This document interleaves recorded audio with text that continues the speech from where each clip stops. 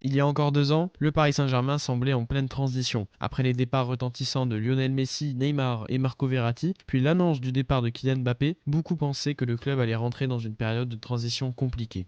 Mais contre toute attente, sous la houlette de Luis Enrique, le PSG a opéré une transformation spectaculaire. En seulement 2 saisons, l'entraîneur espagnol a métamorphosé une équipe autrefois censée sur des individualités en une machine collective redoutable. Le résultat, une qualification historique pour la finale de la Ligue des Champions 2025 après avoir éliminé des géants européens tels que Manchester City, Liverpool et Arsenal. Et ce, avec une équipe jeune, dynamique et cohérente. Dans cette vidéo, on va plonger au cœur de cette révolution. Comment Lucho aka Luis Enrique a-t-il redéfini l'identité du PSG? Quels choix tactiques et humains ont permis cette métamorphose? Et surtout, le club est-il enfin prêt à conquérir l'Europe? Préparez-vous à découvrir les secrets de cette transformation remarquable.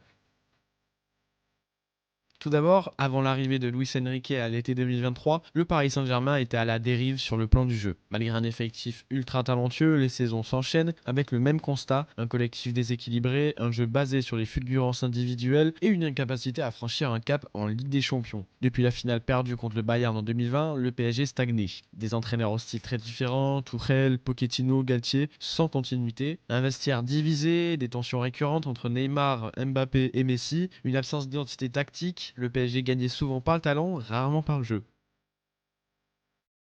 Luis Enrique arrive dans la capitale à l'été 2023. Ancien joueur du Real de Madrid et du FC Barcelone, il a ensuite entraîné des équipes comme l'AS Roma, le FC Barcelone, avec lequel il remporte la Ligue des Champions en 2015 et ensuite la sélection espagnole. Lors de sa première conférence de presse à Paris, il annonce déjà la couleur. Il souhaite mettre en place un football offensif, spectaculaire et efficace, qui puisse divertir les supporters tout en apportant des résultats. Dès son arrivée, Luis Enrique prend des décisions fortes en se séparant de plusieurs figures emblématiques du club. Neymar est transféré en Arabie Saoudite pour 90 millions d'euros à Al Hilal, Lionel Messi qui rejoint l'Inter Miami et Marco Verratti, véritable pilier du PSG après 11 ans au club, qui part à Al Arabi au Qatar. Ces départs marquent la fin d'une ère axée sur les individualités. Connu pour son exigence tactique et sa capacité à construire des équipes collectives, Luis Enrique arrive avec l'objectif de transformer le PSG en une formation cohérente et disciplinée, rompant ainsi avec l'approche centrée sur les stars. Son arrivée est accompagnée d'un recrutement intelligent avec des joueurs tels que Bradley Barcola, Ousmane Dembélé, Lucas Hernandez, Gonzalo Ramos, et puis cette année avec Désiré Doué, João Neves, William Pacho et Kvaratskhelia.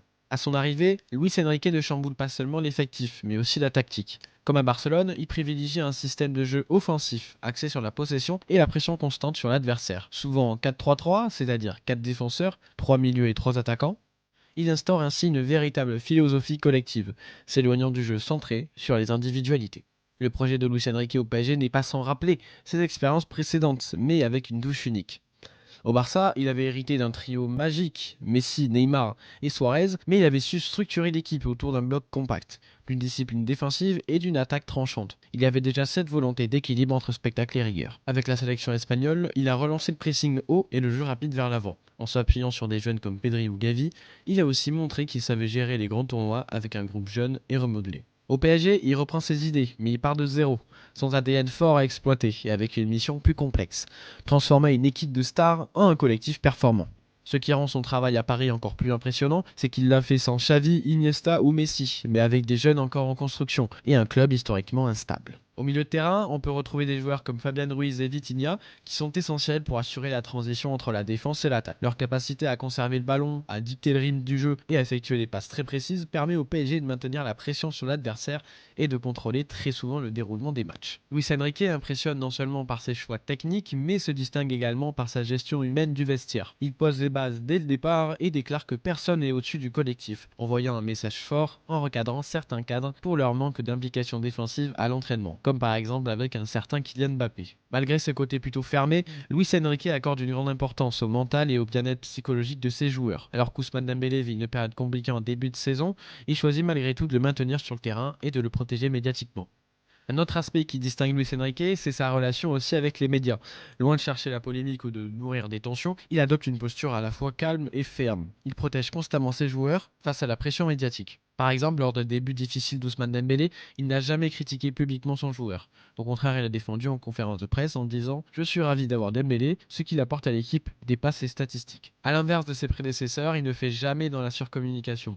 Il refuse les débats stériles sur les absences ou les polémiques liées aux stars. Son mot d'ordre: tout pour le terrain, rien pour les polémiques. Cette gestion calme, parfois ironique, mais toujours maîtrisée, contribue à apaiser le climat positif autour du club, souvent trop exposé aux tempêtes médiatiques. Luis Enrique fait aussi un choix fort, instaurer une rotation dans l'effectif. En effet, cette saison, 13 joueurs du PSG ont joué plus de 2000 minutes, un record en Europe. Cette gestion permet de maintenir une concurrence saine et de préserver la fraîcheur physique et mentale, notamment en prévision des grandes échéances de la Ligue des Champions. Luis Enrique s'appuie également sur un centre de formation très fourni, intégrant des pépites comme Warren Zaïre-Emery, Axel Tapp, Yoram Zagué et Ibrahim Mbaye. Cette politique permet de garder l'identité du club et des Titi et d'insuffler une nouvelle dynamique à l'équipe. Pour le côté mental et psychologique, Luis Enrique travaille depuis plus de 15 ans avec un psychologue sportif, Joaquin Valdés, qui offre un soutien aux joueurs qui en ressentent le besoin. En combinant exigence, bienveillance et attention portée au bien-être de ses joueurs, Luis Enrique a réussi à instaurer une culture d'équipe solide.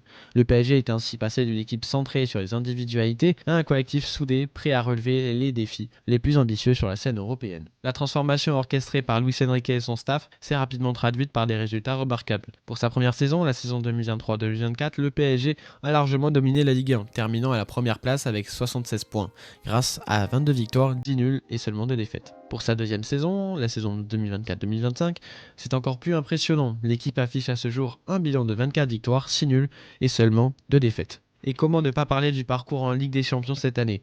Malgré une phase de groupe compliquée, le PSG a ensuite éliminé successivement Liverpool, Aston Villa et Arsenal en demi-finale. Le club retrouve ainsi la finale de la Ligue des Champions pour la deuxième fois de son histoire, après celle de 2020 qu'il disputera le 31 mai prochain à Munich face à l'Inter de Milan. Depuis son arrivée à la tête du PSG, Luis Enrique affiche des statistiques impressionnantes. 74% de victoires toutes compétitions confondues, 2,66 buts marqués par match en moyenne et 0,96 buts encaissés par match, soulignant l'équilibre entre l'attaque et la défense.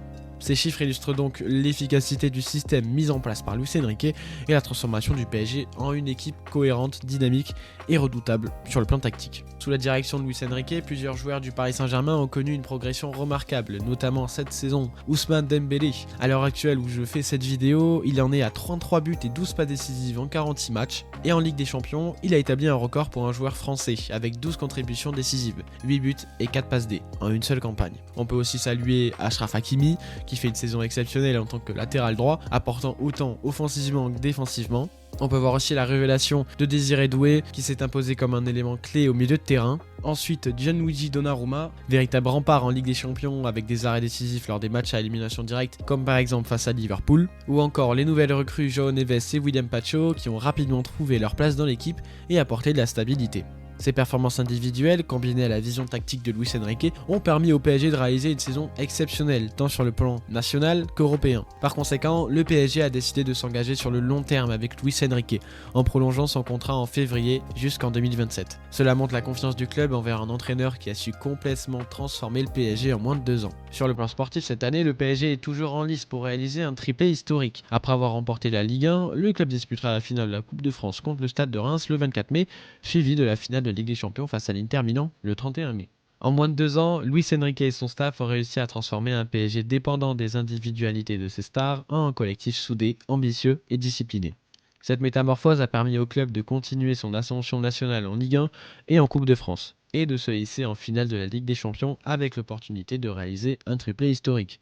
Au-delà de ces trophées, Luis Enrique a insufflé une nouvelle identité au PSG, misant sur la jeunesse, la cohésion et une philosophie de jeu lisible. La question est, le PSG est-il enfin prêt à conquérir l'Europe et à s'inscrire durablement parmi les plus grands du continent? La réponse se dessine sur le terrain, mais une chose est certaine, une nouvelle RC ouverte à Paris, et en grande partie grâce à Luis Enrique.